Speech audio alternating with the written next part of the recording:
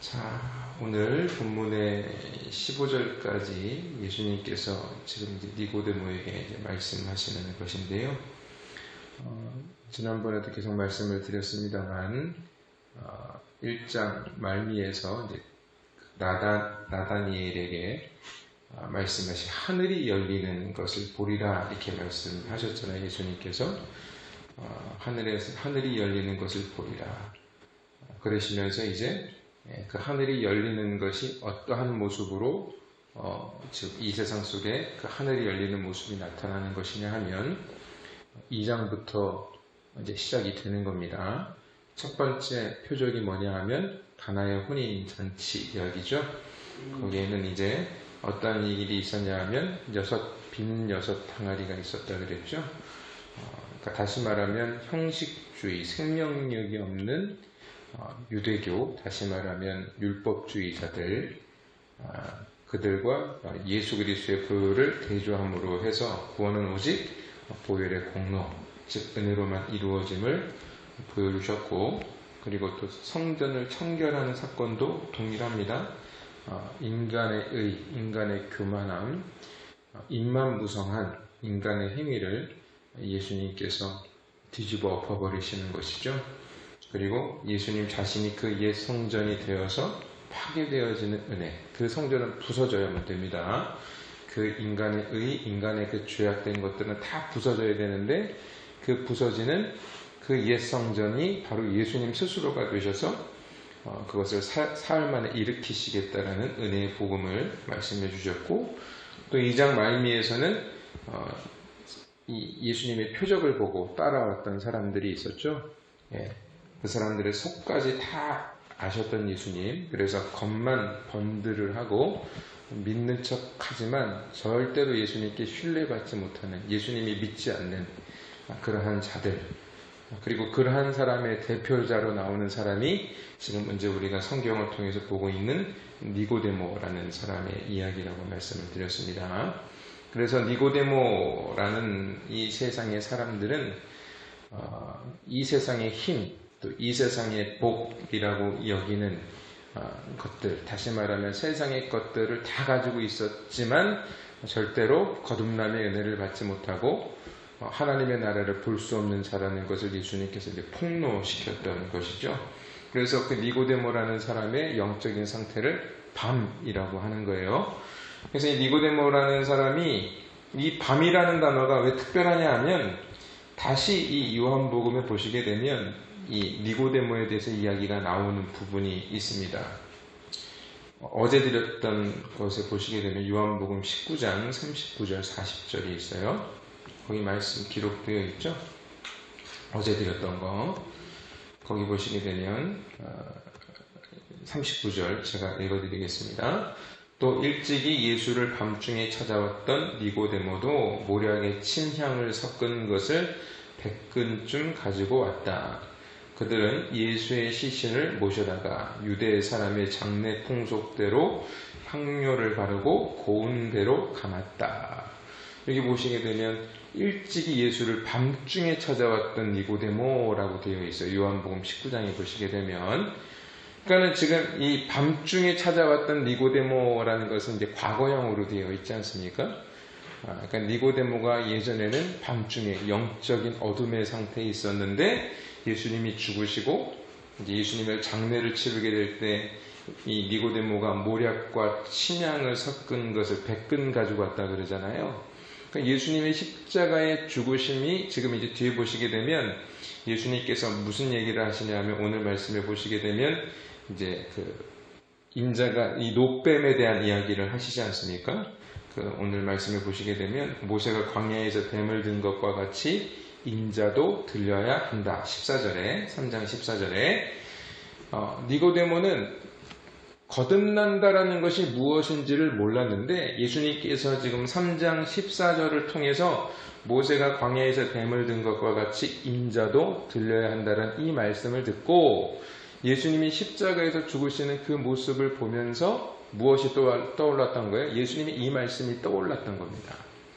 그러니까 밤중에 있었던 자가 이제는 언제 온 거예요? 이제는 밤중에 예수님을 찾아왔던 영적 어둠의 상태에 있었던 자가 예수님의 장례를, 그것도 그 당시에 예수님께서 죽으셨을 때에 많은 사람들이 예수님과 한패거리들을 잡아다가 지금 어떻게 될지 모르는 어떻게 보면 예수님의 장례를 치른다는 것 자체가 되게 큰 용기가 필요했던 상황이었던 것입니다. 그런데 지금 침향과 모략이라는 것도 굉장히 비싼 거예요. 이것을 가져다가 지금 예수님의 장례를 아주 당당하게, 당연히 자기가 치러야 된다고 생각을 하고 이것을 치르는 모습으로 보았을 때 이 니고데모는 이제 영적인 어둠의 상태, 밤의 상태가 아니라 이제 아침의 상태에 와 있다라는 것을 우리는 볼 수 있게 되는 것입니다. 그래서 우리 모든 하나님의 사람들은 다 이렇게 니고데모와 같이 밤중에 있던 자들이었지만 이제는 정말로 이 노뱀처럼 들리신 그 예수 그리스도를 바라보고 이제는 아침, 낮에 거하는 존재인 것을 믿으시기를 주님의 이름으로 부탁을 드리겠습니다. 자, 여기 이제 말씀을 보시게 되면 그 거듭남으로 죄시된 구원의 방법은 지금 먼저 말씀드렸다시피 지금 이 요한복음 3장 15절의 말씀에 14절의 말씀에 나와 있는 것입니다.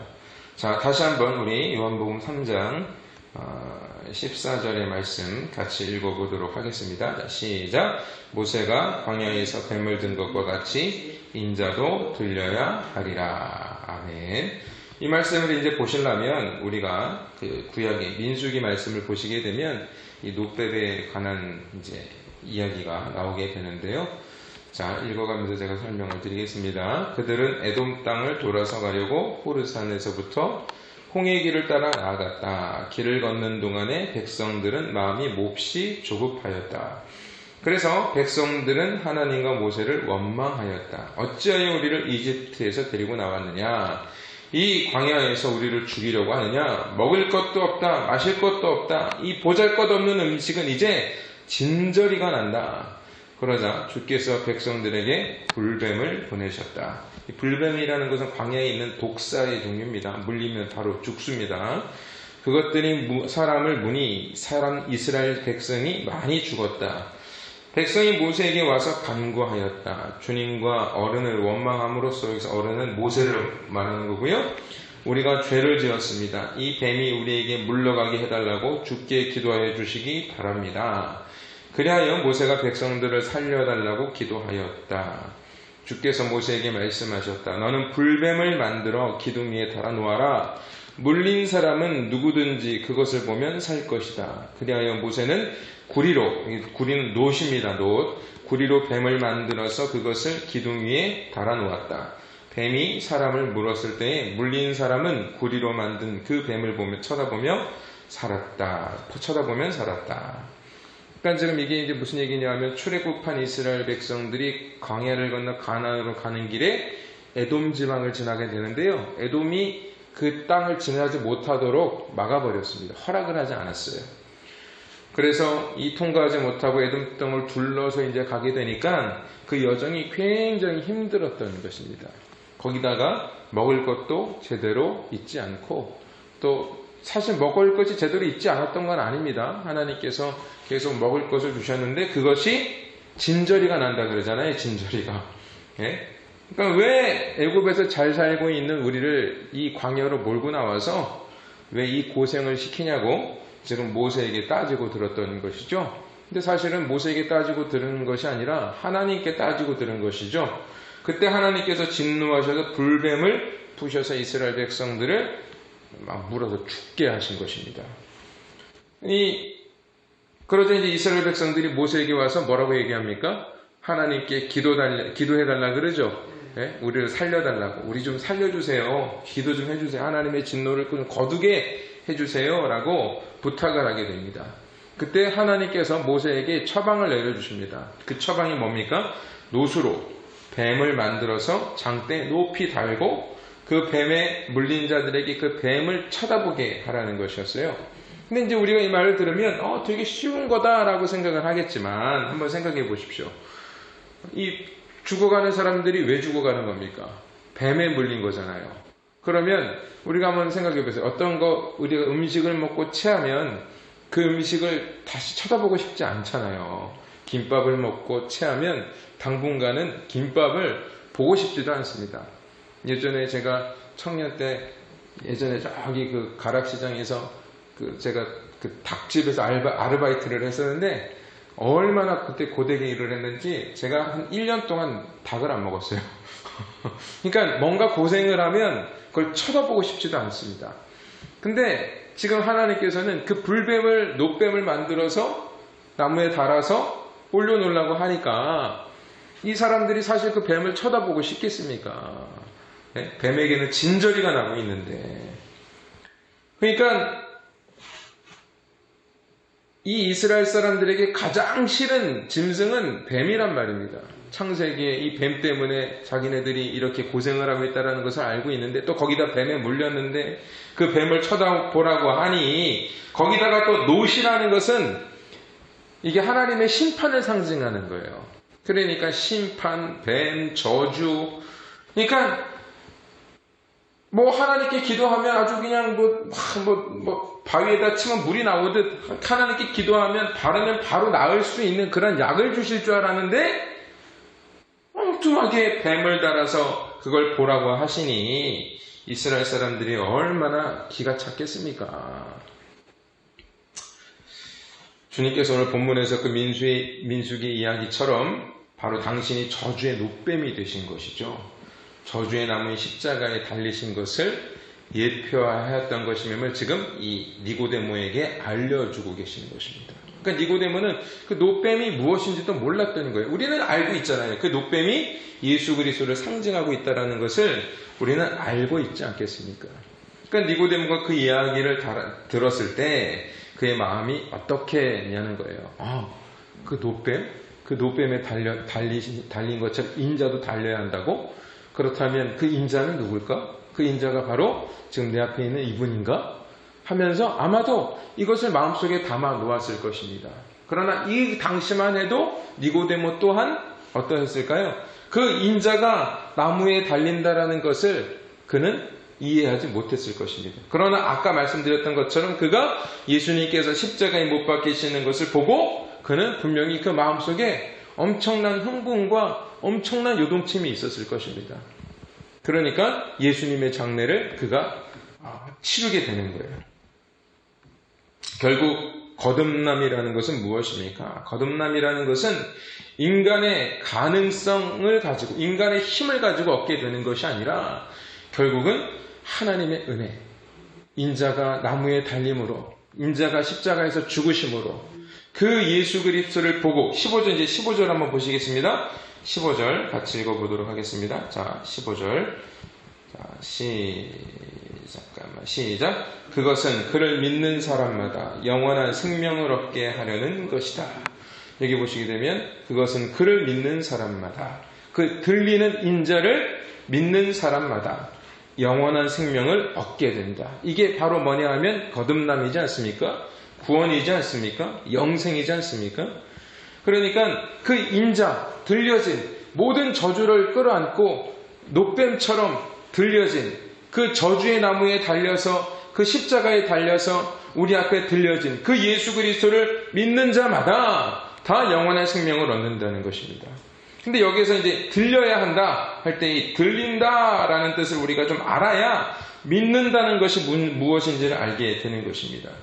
여기에서 들린다라는 이 말의 의미 자체가 뭐냐 하면 영광스럽게, 이게 이제 뭐냐 하면 휩소라는 원어인데 휩소라는 단어는 뭐냐 하면 이게 당시 이스라엘에서 통용되었던 아람어 제캄이라는 말에서 나온 것인데요. 이게 영광, 높아지다, 영광 속에 들어가다라는 말이 있는가 하면 또 아주 아이러니하게 완전히 반대된 의미를 가지고 있습니다. 교수형에 처하다라는 의미도 가지고 있어요. 그러니까 하나님께서 자신의 독생자를 이 땅에서 저주의 나무 십자가에 매달리게 하셔서 그를 높이셨다는 겁니다. 그렇다면 우리도 높아지기, 하나님께서 우리를 높여주시기 위해서 하나님께서 우리에게 하시는 일이 무엇이겠습니까? 우리 또한 거기에 매달려야 되는 거예요. 우리 또한 그 저주의 나무 십자가에 매달려져야만 주님이 그 위에서 높아지시고 하나님의 영광이 되셨던 것처럼 우리 또한 그 자리에서 하나님께서 높여주시고 우리를 영광스러운 존재로 만들어주신다는 사실을 우리는 믿어야 할 것입니다. 그래서 야고보서에 보면 이렇게 말씀하고 있습니다. 야고보서 2장 14절부터 22절. 자, 제가 읽으면서 설명드립니다. 나의 형제 자매 여러분, 사람이 믿음이 있다고 말하면서도 행함이 없으면 무슨 소용이 있겠습니까? 그런 믿음이 그를 구원할 수 있겠습니까? 그러니까 예수님을 믿는다는 것은 바라본다라고 되어 있지만 그 바라본다라는 것은 그냥 바라보는 것이 아니라 예수님이 걸어가신 그 길을 우리도 행함으로 따라가야 된다는 거예요. 그러니까 지금 믿음이 행함이 없는 믿음이 그를 구원할 수 있겠습니까? 라는 말을 하고 있으면서 이렇게 얘기합니다. 계속 어떤 형제나 자매가 헐벗고 그날 먹을 것조차 없는데 여러분 가운데서 누가 그들에게 평안히 가서 몸을 따뜻하게 하고 배부르게 먹으라고 말만 하고 몸에 필요한 것들을 주지 않으면 무슨 소용이 있겠습니까? 믿음의 행함이 따르지 않으면 그 자체만으로는 죽은 것입니다. 그러나 어떤 사람은 이렇게 말할 것입니다. 너에게 믿음이 있고 나에게는 행함이 있다. 행함이 없는 너의 믿음을 나에게 보여라. 그리하면 나는 행함으로 나의 믿음을 너희에게 보이겠다. 당신은 하나님이 한 분이심을 믿고 있습니다. 그것은 잘 하는 일입니다. 그런데 귀신들도 그렇게 믿고 떱니다. 그러니까 하나님을 믿는다는 것을 그냥 하나님은 계셔? 예수님이 나를 십자가 못 박혀 죽으셨어 라는 것을 아는 것은 누구도 안다고요? 귀신도 안다는 겁니다. 귀신도 알고 믿고 떤다는 거예요. 그러면서 이렇게 얘기하죠. 어리석은 사람이여, 당신은 행함이 없는 믿음은 쓸모가 없다는 사실을 알고 싶습니까? 우리 조상 아브라함이 자기 아들 이삭을 제단에 바침으로써 행함으로 이렇게 되는 것이 아닙니까? 당신이 보는 대로 믿음이 그의 행함과 함께 작용을 하는 것입니다. 보세요. 믿음이 그의 행함과 함께 작용을 한대죠? 그러니까 믿음은 반드시 우리의 삶 속에 작용되어져야 됩니다. 무엇으로? 행함으로. 그 행함으로 믿음이 완전하게 되었습니다. 그러니까 그 행함이 무엇이겠습니까? 바로 십자가 위로 올라가는 거예요. 십자가 위로 올라가는 거예요. 희생되어지고 나의 자아가 무너지게 되고 나의 욕심과 그 나라는 존재의 유익과 나라는 존재의 가치 챙기기를 내가 이제 벗어던지는 것, 그게 바로 십자가의 길 아니겠습니까?